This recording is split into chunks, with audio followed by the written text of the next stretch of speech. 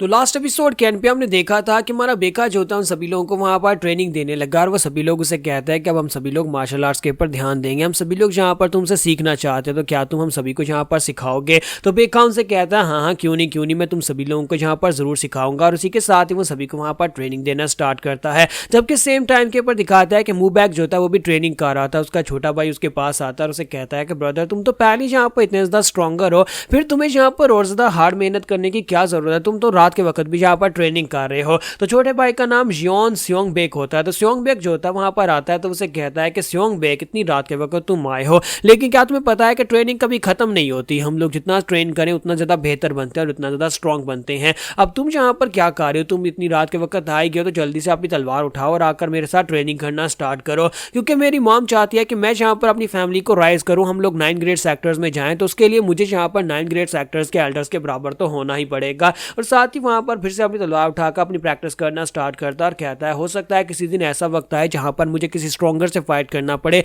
और क्योंकि मैं फैमिली का पैट्रियार्च बनने वाला हूं तो फिर मुझे कम से कम इतना स्ट्रॉन्ग तो होना चाहिए।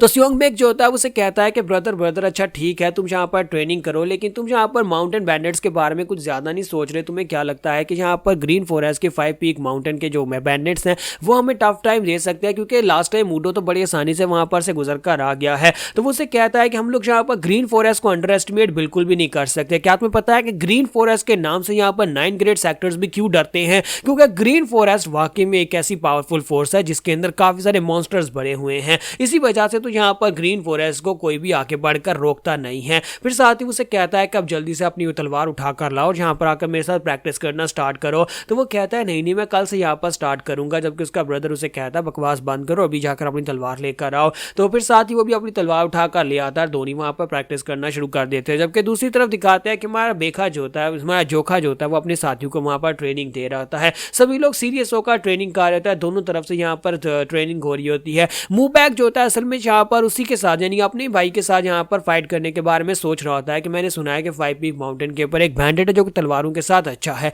कभी यहाँ पर मेरा सामना उसके साथ होता है तो मैं उसे हरा नहीं पाऊंगा, क्योंकि मैंने सुना है कि वो यहाँ पर सेज चुंजी को हरा चुका है। अगर वो सेज चुंजी को हरा चुका है तो फिर मुझे कम से कम सेज चुंजी से ज्यादा स्ट्रॉन्गर बनना होगा, तभी मैं उस मॉन्स्टर को हरा पाऊंगा। और दूसरी तरफ हमारा जोखा जो होता है वो ये सोच रहा होता है कि मुझे अपने आप को स्ट्रॉन्गर बनाना है ताकि मैं अपनी फैमिली को प्रोटेक्ट कर सकूं, जितना ज्यादा स्ट्रॉन्गर बनूंगा उतना ज्यादा बेहतर है। तो इसी के साथ इनकी ये जो लंबी जर्नी है एक दिन यहाँ पर अब खत्म होने वाली है और सभी लोग यहाँ अपने 5 पीक स्ट्रॉन्ग होल्ड के अंदर वापस आ जाते हैं। तो जब वो वापस पहुंचते हैं तो सभी लोग बहुत ज़्यादा खुश होते हैं, अपने ग्रेट 5-10 हीरोज को देखने के बाद बहुत ज़्यादा खुश होते हैं। सभी लोग आकर उनको ग्रीट करते हैं। तो एक लड़का उसे कहता है कि चीफ मैंने सुना है कि रास्ते में आते हुए आपके ऊपर अटैक हुआ था और आप बहुत ही बुरी तरह जख्मी भी हो गए थे। तो वो कहता है हाँ मैं बहुत ही बुरी तरह जख्मी हुआ था, लेकिन अब देखो मैं तुम्हारे सामने हूँ, बिल्कुल चंगा भला हूँ। जब किसी के साथ एक और बंदा वहां पर आता है और उसे कहता है कि हमें आपको देखकर बहुत ज़्यादा खुशी हुई, लगता है कि अब यहाँ पर बैंडिट्स की तरह हमारी जिंदगी और भी ज़्यादा आसानी से गुजरने वाली है, क्योंकि हम लोग यहाँ पर अब ग्रीन फॉरेस्ट का हिस्सा बन चुके हैं। तो वो सभी लोग काफी ज्यादा खुश हो रहे होते हैं, जबकि हमारा चीफ जो होता है वो इस बात से ज्यादा खुश दिखाई नहीं दे रहा होता।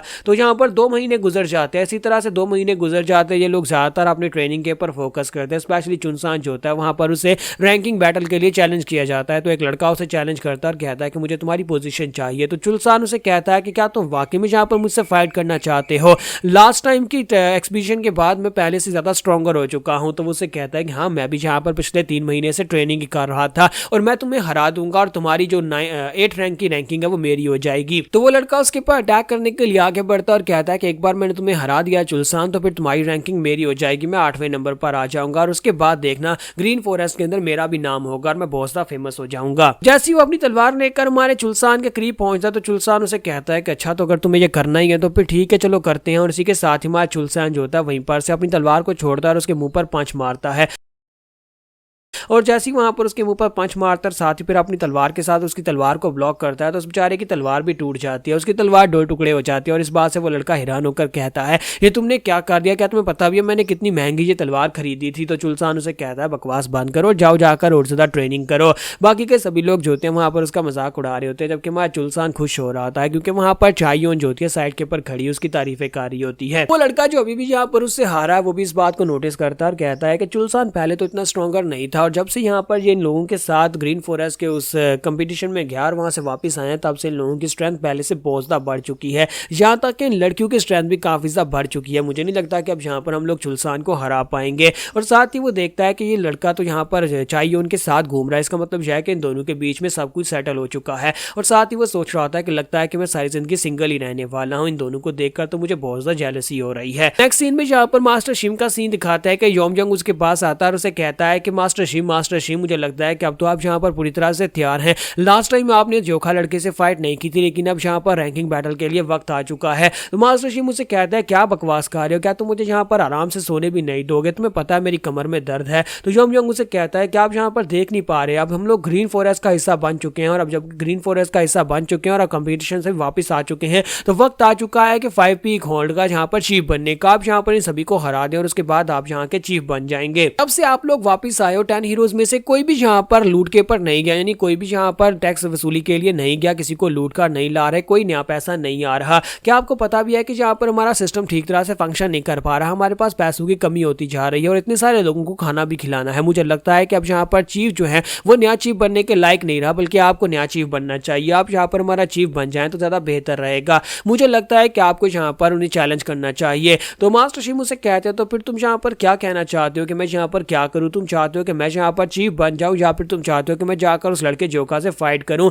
तो योमजंग उसे कहता है कि हाँ मैं यही चाहता हूँ, मैं चाहता हूँ कि आप जाकर फाइट करें, क्योंकि लास्ट टाइम मैंने जाकर चीफ से बात की थी, मैंने उसे कहा था कि वारियंग मैनर के लोगों ने हमसे ये सब कुछ किया, यानी कि उन्होंने यहाँ पर बिना टैक्स दिए हमारे पास से गुजर कर चले गए और साथ ही में पीटा भी है। तो चीफ से मैंने बात की और उनसे कहा कि हमें उन्हें सबक सिखाना चाहिए, अगली बार जब वो यहाँ से वापस की तरफ गुजरेंगे तो हम रास्ते में उन्हें बुरी तरह से पीटेंगे और उन्हें सारा माल लूट लेंगे। हमारे स्ट्रॉन्ग होल्ड के ज्यादातर लोग भी यही चाहते हैं, वो लोग चाहते हैं कि वारियंग मैनर के लोगों को सबक सिखाया जाए, लेकिन चीफ ने आगे से पता है क्या कहा, चीफ ने कहा कि इस बार में भूल जाओ, हम लोग ऐसा कुछ भी नहीं करेंगे। और मुझे ये बात सुनकर काफी ज्यादा हैरानी हुई। चीफ ने कहा था कि हम लोग पहले यहाँ पर अपनी जिंदगी आसानी से गुजार रहे हैं, हमें यहाँ पर मुश्किलें पड़ने की क्या जरूरत है। सेकंड ब्रदर भी उसे कहता है कि हाँ अगली बार भी जब वो यहाँ पर से गुजरते हैं तो वारियंग मैनर के लोगों को गुजरने दिया करो, जबकि बाकी सभी लोगों से हम लोग टैक्स लेते हैं ना, इतना टैक्स लेकर हमारा गुजारा हो रहा है, तो फिर हम लोग यहाँ पर वारियंग मैनर के लोगों से पंगा क्यों लेंगे। तो योमजंग उसे कहता है कि क्या कहीं तुम लोग पागल तो नहीं होगे, हम लोग यहाँ पर 5 पीक स्ट्रॉन्ग होल्ड के बैंडिट्स हैं, हम लोग यहाँ पर किसी को इतनी आसानी से जाने कैसे दे सकते हैं, क्या तुम लोग यहाँ पर ये करना भी चाहते हो या फिर तुम लोगों ने अब यहाँ पर लोगों को लूटना छोड़ दिया है।